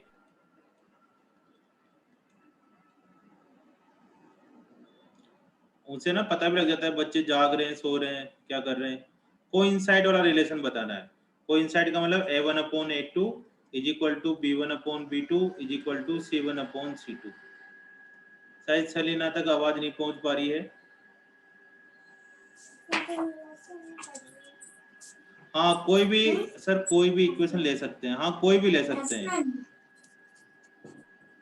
सर हाँ बोलो। 6x plus 9y minus 24. 6x plus 9y minus 24 बिल्कुल सही जवाब है। फाल्गुनी जी तुम बताओ एक और। Sir 4x plus 6y minus 16. Minus 16 ठीक है। इसमें तो कुछ नहीं करना होता, मल्टीप्लाई कर दो किसी एक नंबर से, उससे आंसर आता जाएगा। चलो बहुत बढ़िया, ऐसे तुम कर सकते हो। अब तुम्हें करना है प्रियांशु का भी ठीक जवाब। Determine the coordinate vertex of the triangle from the line x axis. ठीक है, 7th वाला भी हम छोड़ रहे हैं ना। जितने भी ग्राफ वाले हैं अभी सब स्किप कर रहे हैं, क्योंकि मैं इसमें ग्राफ तो बना दूंगा लेकिन उससे मजा नहीं आएगा। ग्राफ अपने ग्रीन वाला लेके आएंगे, उसमें ग्राफ करेंगे। एक दिन ड्राइंग का काम ही करेंगे ना, ड्रॉ बनाने वाला। सर 6th क्वेश्चन का 3rd रह गया। 6 क्वेश्चन का हो गया, 3rd वाला हो गया। सी पार्ट हो गया बेटा, कोइंसिडेंट लाइन वाला हो गया।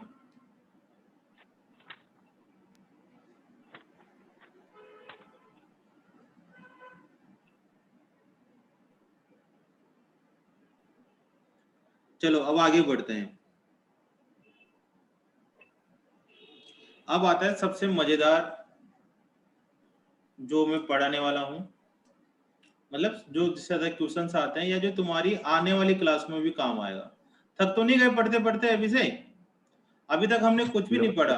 No sir. अभी तक हमने केवल एक तो बचपन 9th क्लास वाली इक्वेशन बनाई थी। आफ्ताब की एज वाला इक्वेशन था कि उसकी डॉटर की एज 7 टाइम्स हो जाती है। दूसरा 3 बैट और 6 बॉल्स थी, और 1 बैट और 3 बॉलें थी। एक 3900 में खरीदते थे, एक 1300 रुपए में खरीदते थे। दूसरे हमने क्वेश्चन पढ़े कि लाइनें इंटरसेक्टिंग होगी, कोइंसाइड होगी या पैरेलल होगी। उनके रिलेशन पढ़ लिए। रिलेशन से हमें पता चल जाएगा कि कंसिस्टेंट है या फिर इनकंसिस्टेंट है। सॉल्यूशन यूनिक सॉल्यूशन है। यूनिक कब आता था? जब इंटरसेक्टिंग लाइन हो। नो सॉल्यूशन कब आता है? जब पैरेलल लाइन हो। इनफाइनाइट सॉल्यूशन कब आता है? जब कोइंसाइड लाइन हो। अब बस उसके क्वेश्चंस किए। अब हम 3.3 करने वाले हैं, ठीक है। 3.3 वाली एक्सरसाइज। इसमें क्या होता है बेटा? इसमें होता है 3 मेथड जिससे तुम्हें x और y की वैल्यू निकालनी होती है। पहला मेथड होता है सब्स्टिट्यूशन मेथड। सब्स्टिट्यूशन मेथड जो तुम्हें ऑलरेडी आता है, बस नाम है। दूसरा जो मेथड है उसको बोलते हैं एलिमिनेशन मेथड। एलिमिनेशन मेथड, ठीक है। ये किस काम आते हैं? x और y की वैल्यू निकालने के। और 3rd नंबर का जो मेथड है उसको बोलते हैं cross multiplication method. Multiplication method. अब लास्ट टाइम तो क्या हुआ, कोरोना की वजह से इस मेथड को उन्होंने हटा दिया था सिलेबस में से, लेकिन अब लगता नहीं कि तुम्हारे हटाएंगे, इसलिए अपन इस मेथड को भी पढ़ेंगे। बहुत आसान सा मेथड है, ज्यादा दिमाग नहीं लगाना होता, थोड़ी चीजें याद करनी होती है। बाकी 2 मेथड तो बहुत जनरल मेथड है, तो तुम्हें वैसे ही हो जाएंगे, जिसमें से पहला मेथड तो तुम खुद भी जानते हो, दूसरा मेथड मैं तुम्हें सिखा दूंगा, और तीसरा भी अपन कर लेंगे, ठीक है। तो जो 3.3 है बस इन तीनों मेथड के ऊपर ही बेस है, ठीक है। और इसी एक्सरसाइज से तुम्हारे पेपर में 3 मार्क्स का क्वेश्चन आता है, ठीक है ना। और जो एनसीईआरटी में गिवन है उससे क्वेश्चंस नहीं आते, ठीक है ना, इसमें से, इस वाले एक्सरसाइज में से, ठीक है ना। अभी देख लेते हैं। चलो अपन प्रैक्टिस करेंगे, कोई बात नहीं, टेंशन नहीं लेना अपने को। तो हो सकता है कि 3.3 देखो, 3.3, 3.4 और 3.5 ये 3 एक्सरसाइज है, एक एक मेथड के ऊपर है। ये वाली जो एक्सरसाइज है वो 3.3 है। इस वाले मेथड पे जो एक्सरसाइज है वो 3.4 है। इस वाले एक्सरसाइज पे जो एक्सरसाइज है वो 3.5। ऐसे एक एक एक्सरसाइज इन्होंने बना रखी है आई थिंक। तो अपन सबसे पहले 3.3 वाली पढ़ते हैं। ठीक है चलो आ जाओ। 3.3 तुम लोगों ने सबने पढ़ रखा है कि जैसे हमारे पास x plus y is equal to 4 है। और दूसरी बात और बताता हूँ कि जो 3 मेथड पढ़ेंगे इसमें जब पेपर में जो क्वेश्चन आता है वो ऐसा क्वेश्चन आएगा कि क्रॉस मल्टीप्लिकेशन मेथड से सोल्व करो। कभी भी ऐसा नहीं आता कि सब्स्टिट्यूशन मेथड से करो चाहे एलिमिनेशन मेथड से करो। इनमें से तुम्हारी अगर कुछ नहीं लिखा हुआ पेपर के अंदर तो तुम्हारी इच्छा हो जो मेथड लगा सकते हो, तुम्हारी इच्छा हो जिस मेथड से तुम सोल्व कर सकते हो। ठीक है, अगर कुछ नहीं लिखा हुआ, लेकिन उन्होंने अगर स्पेशली नोटेशन बना रखा है कि नहीं हमें तो सर सब्स्टिट्यूशन से बताओ तो उसी मेथड से तुम्हें क्वेश्चन सोल्व करना है। अब सब्स्टिट्यूशन मेथड हम पढ़ने वाले हैं, पहला सब्स्टिट्यूशन मेथड पढ़ रहे हैं। इसमें क्या करना होता है, इस मेथड में x और y की वैल्यू पता करनी होती है। जैसे x plus y is equal to 4 है और 2x minus y is equal to 6 है। ठीक है, 2x minus y is equal to 6 है। ठीक है, तो यहाँ से x और y की वैल्यू निकालनी है।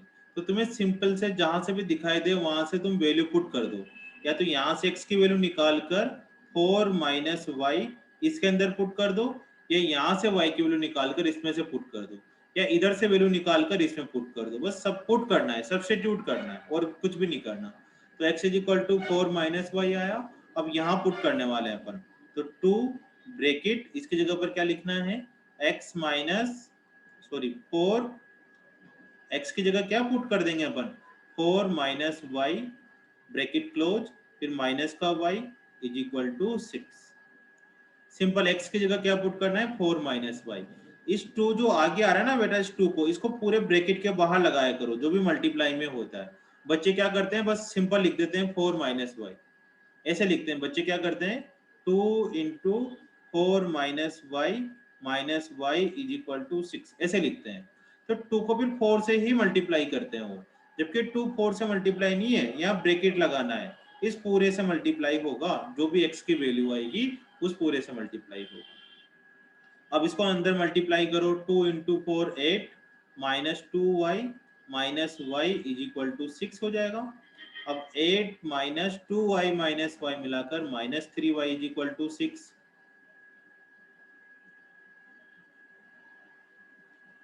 इज इक्वल टू 6 हो जाएगा। अब यहाँ से वैल्यू निकाल लो y की, तो 8 minus 6 is equal to 3y हो गया।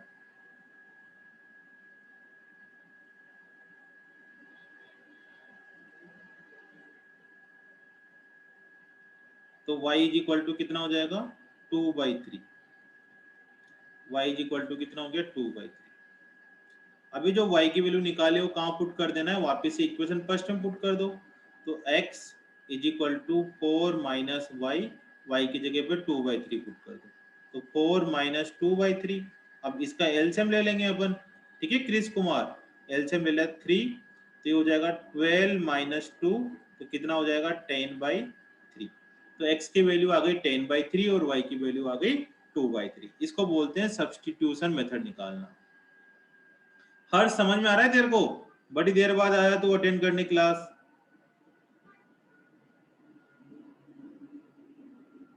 प्रभदीप बेटा समझ में आ गया ये वाला सब्स्टिट्यूशन मेथड? Yes sir. फिर नोट कर लो और सेकंड क्वेश्चन करके दिखाओ इसको। सब बच्चे नोट कर लो, साथ साथ नोट भी करते जाया करो। सर बोलो। सर x प्लस वाई की वैल्यू 14 है। नहीं, उसमें क्वेश्चन में से देख के नहीं लिखा, मैंने तो खुद ही एग्जांपल दिया है अलग से, उसमें देख के नहीं लिखा बेटा। बस अभी मैं तुम्हें एग्जांपल सिखा रहा हूँ, अभी पहली एक्सरसाइज सोल्व नहीं करवा रहा, अभी तुम्हें केवल प्रैक्टिस करवा रहा हूँ। फिर तुम उसको देखते कि तुम खुद से सोल्व करना। उसमें तो 2x minus y is equal to 6 भी नहीं है, अगर तुम उसमें देख के सोचोगे तो 2x माइनस वाई 6 भी नहीं होगा। सर आपकी वॉइस नहीं आ रही। सर क्लियर है बेटा, कुछ ना कुछ दिक्कत है थोड़ी सी। तुम कोई हॉट स्पॉट ऑन ना करो। हाँ नहीं कोई बात नहीं, हो जाता है ना बेटा, किसी न किसी के हो जाती है, कोई एक बार दोबारा बता देना। हाँ एक बार और दोबारा बताते हैं। ऐसा करते हैं, एक नया क्वेश्चन लेते हैं, उससे सोल्व करते हैं। x minus y is equal to 6 है और 4x minus 3y is equal to 4। इसको सोल्व करना है। इसमें क्या करना है, x एंड y की वैल्यू पता करनी है, x और y की वैल्यू पता करनी है। तो क्या करना है बेटा, यहाँ से तो x की वैल्यू निकालनी है, तो x इज इक्वल टू कितना हो जाएगा हमारे पास 6 प्लस y हो गया। अब इस वाले इक्वेशन में जिससे भी तुम्हारा x निकालना आसान हो वहां से x की वैल्यू निकाल लो या y की वैल्यू निकाल लो और दूसरी इक्वेशन में पुट कर दो। तो जो x दिखाई दे रहा है ना यहाँ पर x, इस x की जगह पर क्या लिखना है तुम्हें, 6 प्लस y लिखना है। तो 4 से मल्टीप्लाई करना है किसको, 6 प्लस y को, ठीक है। और माइनस का क्या कर देंगे, 3y इज इक्वल टू 4। यहाँ तक समझ में आया। सिंपल x की वैल्यू निकाल ली 6 प्लस वाई और यहाँ पर x की जगह पर पुट कर दिया 4 into 6 plus x plus y, ठीक है। अब इसको सोल्व करना है।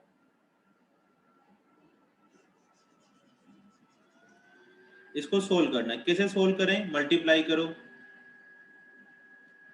4 को 6 से क्या तो 24 plus 4y minus 3y is equal to 4। तो 4y माइनस 3y तो y हो गया बेटा, और 4 और 24 को उस तरफ ले जाओ तो माइनस 24, तो y की इज इक्वल टू कितना हो जाएगा हमारे पास माइनस 20। अब इस माइनस 20 को कहाँ पुट करो, वापिस से पहली इक्वेशन पुट करो,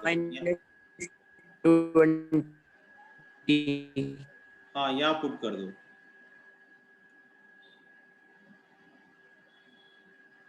तो x is equal to 6 plus minus 20, तो x इज इक्वल टू हो जाएगा हमारे पास 6 माइनस 20 मतलब माइनस 14। तो x और y की दो वैल्यू आ गई, माइनस 14 और माइनस 20।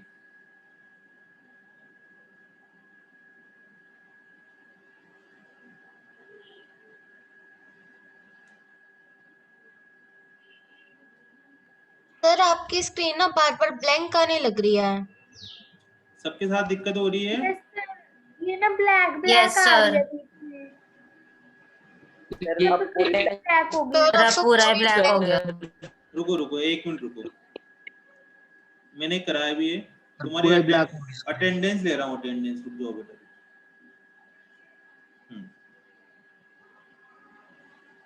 सर एक बार ये रिपीट कर देना सर, मैं अभी लेट ज्वाइन हुआ था।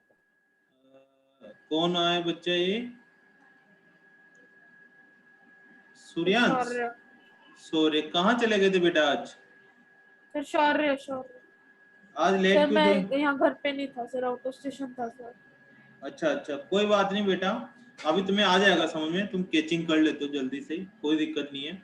और फिर भी अगर थोड़ी सी दिक्कत है तो मैं तुम्हें ना रिकॉर्डिंग भेज दूंगा कल सुबह तक या रात को 1-2 बजे तक भेज दूंगा, तब उससे एक बार तुम सर रिकॉर्डिंग भेज देना फिर हो जाएगा। हाँ तुम एक बार ना थोड़ा जल्दी जल्दी देख लेना, इतना आराम से देखने की जरूरत नहीं है, थोड़ा जल्दी जल्दी देखोगे तब भी समझ में आ जाएगा। तो अभी हम सब्स्टिट्यूशन मेथड पढ़ रहे थे। सब्स्टिट्यूशन मेथड में कुछ नहीं करना होता, किसी एक से वैल्यू निकालनी होती है सिंपल, और दूसरी इक्वेशन में पुट करनी होती है, उसको सिंप्लीफाई करके y की वैल्यू निकाल लो, y की वैल्यू निकाल कर वापस इक्वेशन में पुट कर दो, वहां से तुम्हारा आंसर आ जाएगा।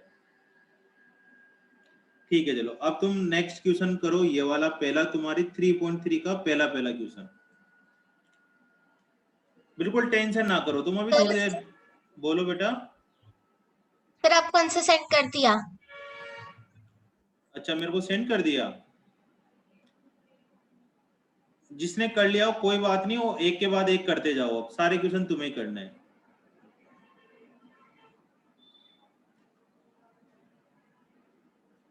और दूसरी बात, इस बात का ध्यान रखना बेटा, अगर तुम्हारी कभी x और y की वैल्यू नहीं निकल रही हो, सुनो ध्यान से, कभी ऐसी इक्वेशन आई जिसमें x और y की वैल्यू नहीं निकल रही हो, मतलब उसमें नो सॉल्यूशन लिखना है तुम्हें, ठीक है। नो सॉल्यूशन का मतलब ये होता है कि वो आपस में इंटरसेक्ट ही नहीं कर रही होगी। कभी x और y की वैल्यू नहीं आए ना, कभी कभी ऐसा क्वेश्चन आ सकते हैं पेपर में, इसका मतलब क्या है कि वो वैल्यू आपस में एग्जिस्ट नहीं कर रही होगी, सॉल्यूशन नहीं होगा। चलो देखते हैं, अभी सीखेंगे। x plus y is equal to 14 और x minus y is equal to 4, ये दो इक्वेशन है। तो यहाँ से वैल्यू निकाल के सिंप्लीफाई सोल्व कर दो, किसी भी x से वैल्यू निकाल कर दूसरे में पुट कर देना है। 14 माइनस वाई, अब इस x की वैल्यू को वापस से इसमें पुट कर दो, तो हो जाएगा 14 minus y is equal to 4, 14 minus 2y is equal to 4, 4 को उस तरफ ले जाओ तो 14 minus 4 is equal to 2y, इधर 2y आ जाएगा। समझ रहे हो ना, आराम आराम से तुम्हारे अकॉर्डिंग कर लो इसको, तो हो जाएगा 10 इज इक्वल टू 2y। या ऐसे समझ में नहीं आया हो तुम्हें तो यहाँ पर क्या करो, माइनस 2y को यहीं रहने दो, 4 माइनस 14 लिख दो, तो minus 2y is equal to minus का 10 हो गया, तो y is equal to minus से माइनस कैंसिल होकर 5 आ जाएगा। अब y की जो वैल्यू 5 आई वो इन दोनों में से किसी भी एक इक्वेशन में पुट कर दो, यहाँ पुट कर दो, यहाँ पुट कर दो, यहाँ पुट कर दो, कहीं भी एक जगह पुट कर सकते हो। तो x इज इक्वल टू मैं इसमें पुट कर रहा हूँ 14 माइनस 5, तो इसका आंसर आ जाएगा 9। तो x की वैल्यू 9 और y की वैल्यू 5, ये आंसर आई। क्रिस के आ गई थी है ना, युवांश के आ गई थी, तन्वी के, समय के आ गई, बहुत बढ़िया है ना, और भी काफी बच्चों की आ रही है। चलो करते जाओ आगे, नेक्स्ट क्वेश्चन करते हैं हम।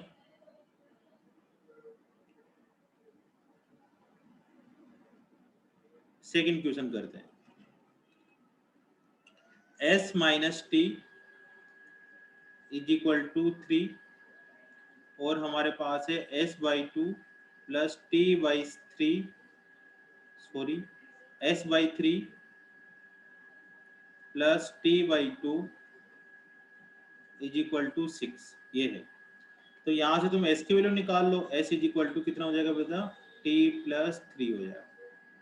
अब s की वैल्यू यहाँ पुट कर दो, इस इक्वेशन में पुट कर दो, फिर एलसीएम ले लेना, या पहले एलसीएम ले लो बाद में पुट कर देना, एक ही बात है। अगर तुम पहले एलसीएम लेके इसको थोड़ा सिंप्लीफाई कर लो, ज़्यादा बढ़िया है। 3 फिर पुट करना, 3 और 2 का एलसीएम हो जाएगा 6, तो हो जाएगा 2s plus 3t is equal to में 6। अब क्रॉस मल्टीप्लाई कर देंगे 6 को नीचे, तो 2s plus 3t is equal to 36। अब पुट करो s की वैल्यू, है ना, s की वैल्यू पुट कर दो इसमें से,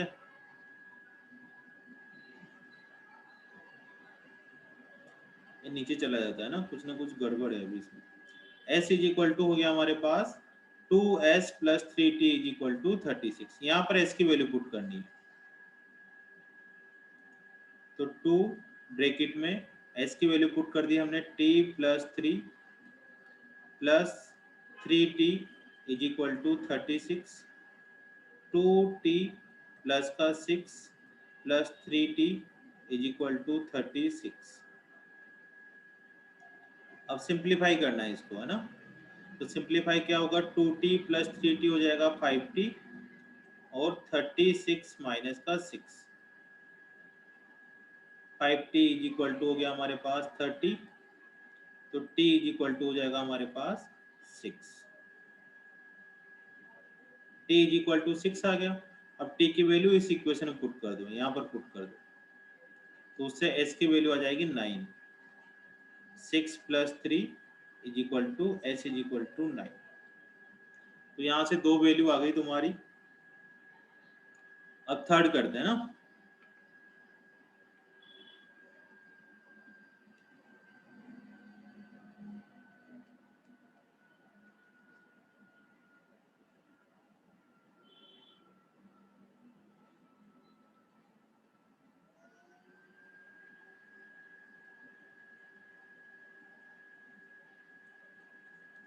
थर्ड किस किस का हुआ देख के आते हैं बच्चों के। 1 and 0 आ रहा है पुनीत सर का, हमने भेजा था सॉल्यूशन, सर नो सॉल्यूशन आ रहा है हमारा। हाँ वो सही जवाब। देखते हैं बेटा, 3x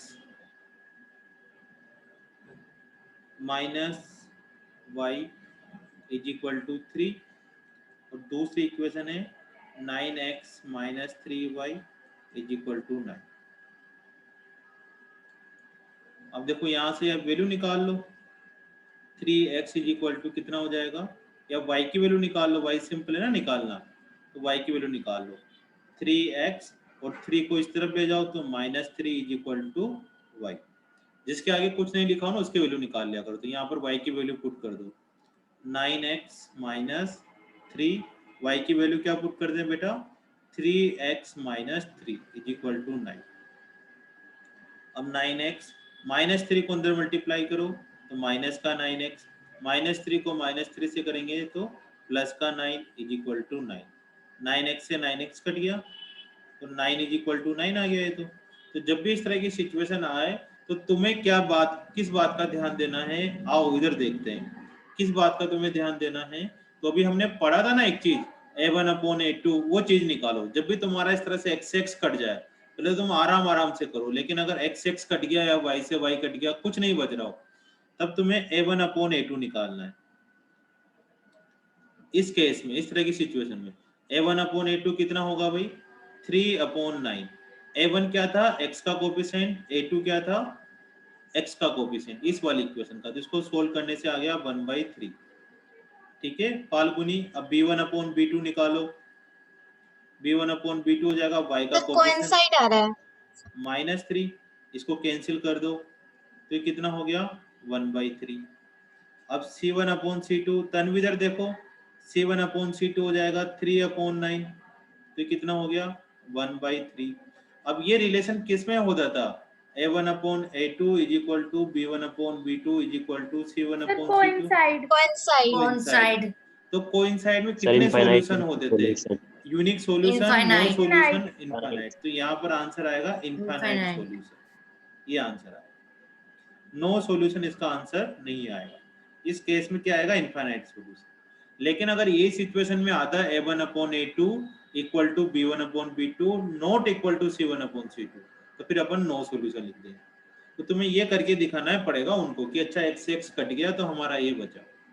उसके बाद फिर y को नहीं सोल्व करना, y ऑटोमेटिक वैसे ही आ रहा होगा। ठीक है, तो ऐसे क्वेश्चन की मैं तुम्हें बात कर रहा था बीच में कि अगर ऐसे क्वेश्चन आते हैं जिसमें ना x रहता है ना y बचेगा तो उस केस में फिर तुम्हें ये चीज चेक करनी पड़ेगी। ठीक है बेटा, तो आज के लिए इतना ही काफी है ना। फिर अपन नेक्स्ट क्लास में करेंगे फिर से। तुम इन क्वेश्चनों को अटेंड करना। रिकॉर्डिंग भेज देना। हाँ रिकॉर्डिंग में भेज दूंगा, लेट नाइट भेजूंगा, कल सुबह भेजूंगा, क्योंकि अभी जो भी 1 GB होगी शायद इसकी रिकॉर्डिंग, उसको अपलोड करने में थोड़ा सा 1-2 घंटे लगते हैं, तो भेज दूंगा मैं जल्दी। और इसको दोबारा से रिवाइज करना, सभी बच्चों से रिक्वेस्ट है मेरी। लेकिन तुम्हें आज ये वाला जो चैप्टर पढ़ाया मैंने इसको रिवाइज तो करना ही करना है। रिवाइज में क्या करना है, जो भी क्वेश्चन हमने किए हैं नोटबुक में उनको एक बार फिर से रिवाइज करना है। और दूसरा मैंने होमवर्क दिया था तुम्हें, जो मैं नेक्स्ट सैटरडे को चेक करूंगा, उसमें क्या था पॉलिनोमियल का लेवल 1 और लेवल 2 तुम्हें करना था, जो पेज नंबर 25 से स्टार्ट है। पॉलिनोमियल जो पेज नंबर 25 से स्टार्ट है, लेवल 1 और लेवल 2, उसमें 30 क्वेश्चन है, टोटल 60 क्वेश्चन है। अगर उन 60 क्वेश्चनों में तुम्हें लगता है कि कुछ क्वेश्चन सिमिलरली है, किस तरह तो इसके जैसा ही है, तो उन क्वेश्चनों को तुम स्किप कर दो। सारे क्वेश्चन बिल्कुल नहीं करनी है, अपने को मजदूरी नहीं करनी है, स्मार्ट वर्क करना है। तो जो क्वेश्चन बिल्कुल सिमिलर लगे तुम्हें उस क्वेश्चन को तुम सोल्व कर लो, है ना। सिमिलर क्वेश्चन को स्किप कर दो, या जिस क्वेश्चन को तुमने सोल्व किया और तुम्हारा आंसर गलत आ गया लेकिन उसके जैसा ही दूसरा क्वेश्चन है, तब उस क्वेश्चन को तुम्हें अटेम्प्ट करना है। और कोई से क्वेश्चन अगर तुम्हें नहीं आते तो तुम एक साथ उन क्वेश्चनों के फोटो खींच के, ऐसे मत लिखना क्वेश्चन नंबर 1 सर वाला बता दो, दूसरा बता दो, ऐसे पता नहीं चलता। फोटो खींच लो, उस पर है ना मार्क कर दो कि सर ये वाले क्वेश्चन मेरे को बता दो तुम, ठीक है, ताकि मैं तुम्हें एक साथ ही उन क्वेश्चनों के जवाब दे दूंगा। ठीक है बेटा, बिल्कुल दिक्कत नहीं है। अगर ज्यादा मेरे को लगा कि सिमिलरली क्वेश्चन है सभी बच्चों के, तो फिर मैं तुम्हें क्लास के अंदर ही उन क्वेश्चनों को सोल्व करवा दूंगा, लेकिन सभी बच्चे करें। ठीक है, मेरे को 2-4 बच्चों से थोड़ी सी ज्यादा उम्मीद है। एक उनमें से नाम है हर्ष का, दूसरा नाम है अनिरुद्ध का, ठीक है ना, समझ चुके होंगे तुम लोग। तो पीयूष, है ना, जो भी थोड़े पीछे बैठते थे बच्चे, उनकी मैं बात कर रहा हूँ, वो सभी बच्चे इन क्वेश्चनों को सोल्व करना। और थोड़ा सा और टाइम मिल जाए तो 3.3 को सोल्व करना, अदरवाइज अगली बार में फिर से 3.3 से ही स्टार्ट करूंगा। ठीक है, गुड इवनिंग, सुनने के लिए धन्यवाद, मिलते हैं नेक्स्ट क्लास में। Good evening sir. बोलो बेटा। Good evening sir. मैंने CBSE वाली एक्सरसाइज पहले ही कर ली थी, तो मैं आपको सेंड कर दूं? नहीं सीबीएसई वाली ना सेंड करो मेरे को केवल मॉड्यूल वाली सेंड करना। यस ठीक है ना? सर, वो मॉड्यूल वाली की बात कर रही हूँ मैं। उनमें कोई डाउट आया नो भेज सर, वो देना, मैंने भेज सारी देना। कर ली। या फिर मैं मेस का एक ग्रुप बनाऊंगा उसमें भेज देना, ताकि उसमें पता चल जाएगा सब बच्चों के कि कौन कौन से किस किसने नहीं किया है ना। Okay sir. ओके बेटा, ओके।